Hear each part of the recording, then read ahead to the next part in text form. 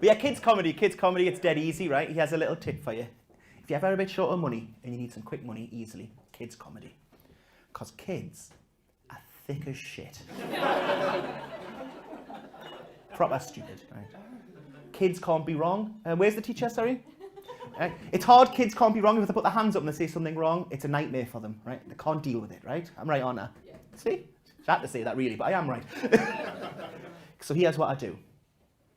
Any time of the year other than Christmas, I feed them a bit of bad information, right? Because kids can't be wrong. If a kid puts their hand up in school, if you were to say, what's the capital of France? And they put their hand up and said Egypt, that kid's finished for the next decade, isn't it? It's like, there's the Sphinx twat. Like, it's finished, right? So here's what I do. Any time of the year other than Christmas, at a kids' gig, I walk on stage and I go, Merry Christmas, everyone! They can't cope with it. They can't. They go, it isn't Christmas, and then you say, yes, it is. And that's 20 minutes sorted. Piece of piss. Thick as shit. Really like doing it. The next thing I say, by the way, some of you might find a little controversial. Give us a minute. I think I can win you round, okay? I do a kids show in Newcastle every month. I host it, and there's a kid who sits right where you're sat. And this isn't you, by the way, so don't feel bad, but sits right where you're sat. He's a fucking prick. And I know you shouldn't say that about an 8-year-old, but you've not met him. I'm going to give you 3 bits of evidence. 3 bits of evidence. First off, he sits there next to his mother every month, and she just looks at the floor, drinking a drink, beaten down by 8 years of him being so resolutely himself. Secondly, a comedian came on stage once and said to him, oh, you look very retro. And he replied with, yes, that is how I describe my look.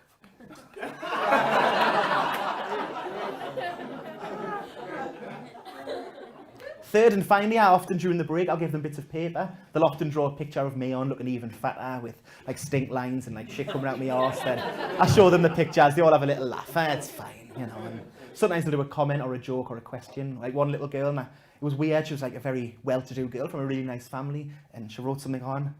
And I thought, well, I can't read that out. And she went, read it out. I went, you know that I can't read that out, and you know why I can't read it out. And she was laughing so much, I went, I can't. And she'd written, Lee, you are a big fat pig wanker. And I thought, I can't. You know why? I think it's very funny, but you know I can't read that out, you know. And this little prick once wrote, Lee, he wrote, Lee, why don't you kill yourself? It's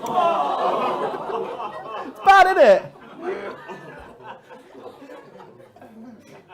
And you know, sometimes on the way home from something like that, you come up with a perfect answer on the bus or something, don't you? And the tragedy is that was 9 months ago now.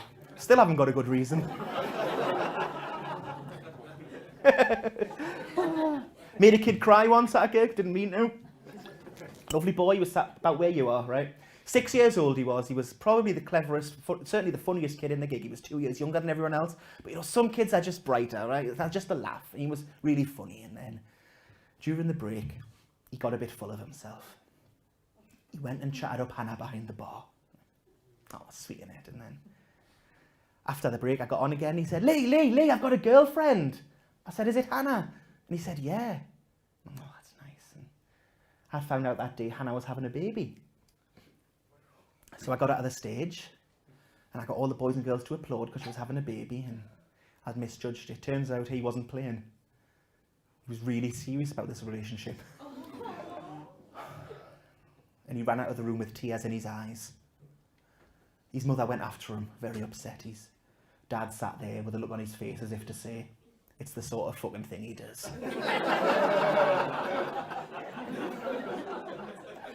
It must have been about 10 minutes later, but the atmosphere was weird, and he came back, struggling to hold back the tears, and I felt awful. So I said to him what you'd all say to a kid in that sort of situation. I said, I'm sorry, mate.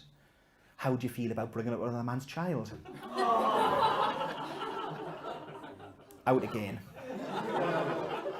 He came back probably about 3 minutes later, but it felt like an hour. I felt this time he was really trying to hold the tears in. He was trying to be calm and not bothered. And I felt awful, man. I did. And I apologised again. I said, I'm sorry. And never before have I seen a more surefire future serial killer. I said, look, I'm sorry, mate. And he looked at me with his now cold eyes and he said, you made me like this. And I thought, in fairness, mate, a lot of this is your mother, but I thought, I've got to make this better, if not for me, for the other comedian about to come on. So I got down to his level, like Super Nanny, and I tried to make it okay.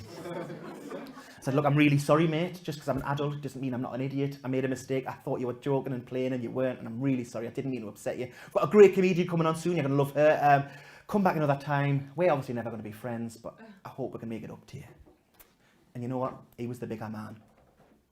The bigger man, 6 years old. Don't they say the wisdom of children, right? Out of the mouths of babes. And the next thing he said, it'll stick with me. I think it's the thing I'll remember on my deathbed, and it's beautiful, man. I'll share it with you. It's really nice. It's proper wisdom. 6 years old. I said, I'm sorry, mate. And he said, it's okay. And then he said, I said, I'm sorry. He said, it's okay. And then he said, it's okay, mate. It's okay. After all, it's not like you're a giraffe.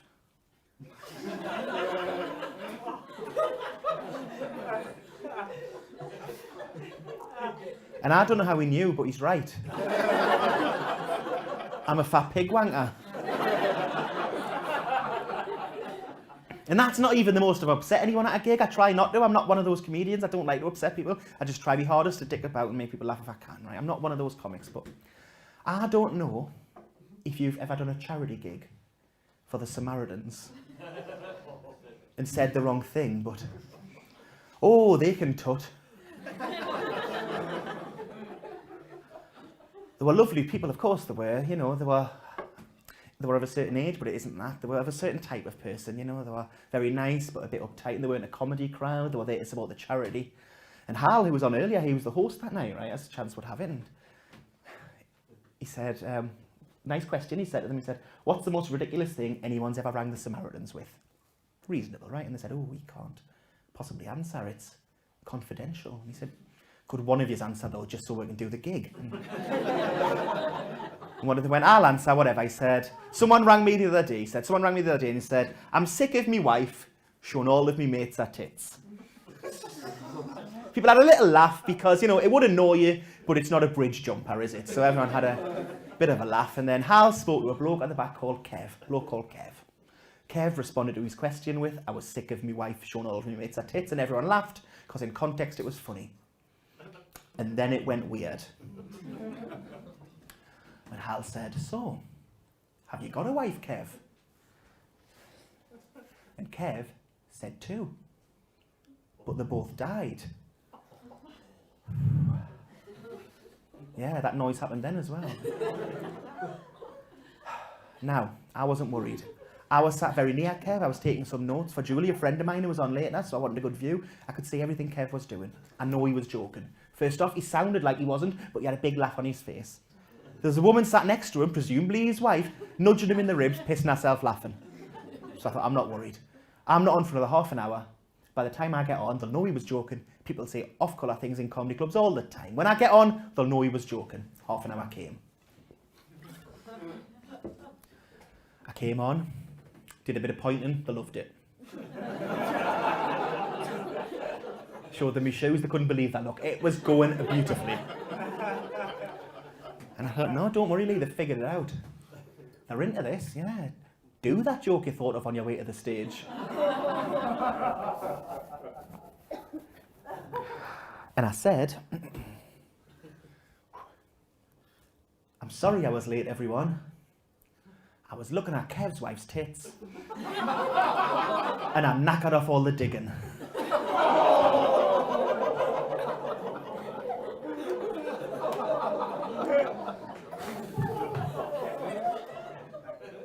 That was a long 20 minutes. Looking back, I should have just said Merry Christmas.